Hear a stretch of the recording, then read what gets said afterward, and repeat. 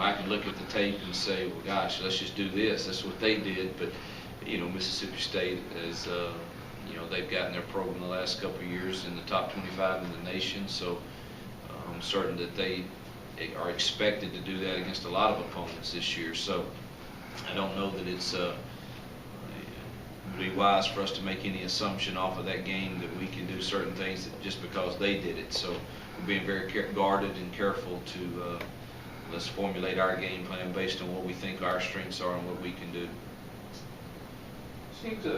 Saturday, you seem to indicate that you wished you'd kind of open things up a little quicker. And I wonder if you kind of got away from what you really like to do, and we might see something a little different this weekend. Well, that's we're still in the early stages of game planning, so it'd be kind of early for me to say exactly what I think we're going to do. I do think that you watched the game last week, you know that we had more success when we started spreading it out a little bit more. But we had a lot of success last year in some of our heavier packages. But the offensive line was a different group of kids, and we're all still in the early stages of this season. And I think it's important that we're able to do both and make people plan for both. So we won't get away from either of those right now, and hopefully we can improve tremendously from week 1 to week 2 in the offensive line and the skill positions. Coach, Larry Porter's in his second year at Memphis. What do you know about his coaching style? And he was also a running back coach here at ASU from '99 to 2001. So what is his coaching style that you know of? Well, I don't know Larry extremely well. We've recruited against each other from my days at Ole Miss, and seems like a very nice guy. And I'm certain that he's excited to have his opportunity at Memphis and where he played college ball and to try to build something there.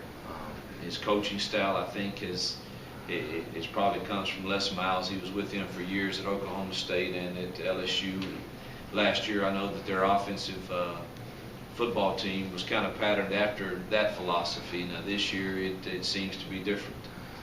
They're more of a, when you say spread offense, there's so many different meanings to that. So I don't know exactly if everybody, when you say spread, exactly what everyone thinks. So. But they are definitely different this year offensively than they were last year. So I think he's kind of evolving into his own personality as a head coach, and seems to have the kids at Memphis believing that he's got some great commitments I've seen, and also seems like he's got an energy there around his kids right now.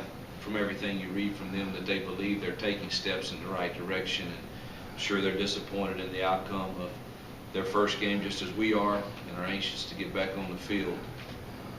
Defensively, he's a very aggressive-minded guy, or gives trust to someone that is. They're very aggressive in their mentality and how they're going to come after you. Speaking of their defense, what stood out to you about the Tigers' defense looking at the tape? Again, the first thing is their defensive line that I think are just I don't know that we'll face many any better than the two interior guys. I hope they get winded and tired early, and don't play as many snaps, because I think they're very good at what they do. They have young secondary that they're very excited about. Jay Hobson, who's the defensive coordinator, I do know very well. He and I are both Mississippi guys. He coached at Ole Miss and at Southern Miss, and we've kind of run in the same circles for a while now, and I know that he's a very aggressive-minded guy. Mike DuBose, who obviously has had a good career as a football coach, is their D-line coach and does an excellent job with them also. And I expect them to be very aggressive and to come after us and try to confuse us. But no doubt that the core of their defense, it starts up front. What are a couple of the issues on your team that you'll pay more attention to, or pay specific attention to this week? What do you coach on for dropped balls? Or I know the focus will obviously be taking care of the ball, I would think, better. Yeah. We'll have a ball circuit drill every day this week, just to make sure we're putting emphasis on it. We do it pretty often and always are talking about it, but we're going to pay even more attention to it and try to make sure we're we're protecting the football at all times. Turnovers are huge in any game. You know, we were -2 last Saturday, and it showed in the score. And defense has got to get more takeaways also. But we'll pay close attention to ball security and staying on schedule and cutting down the MAs. You know, we had 18 issues on defense where we were out of position.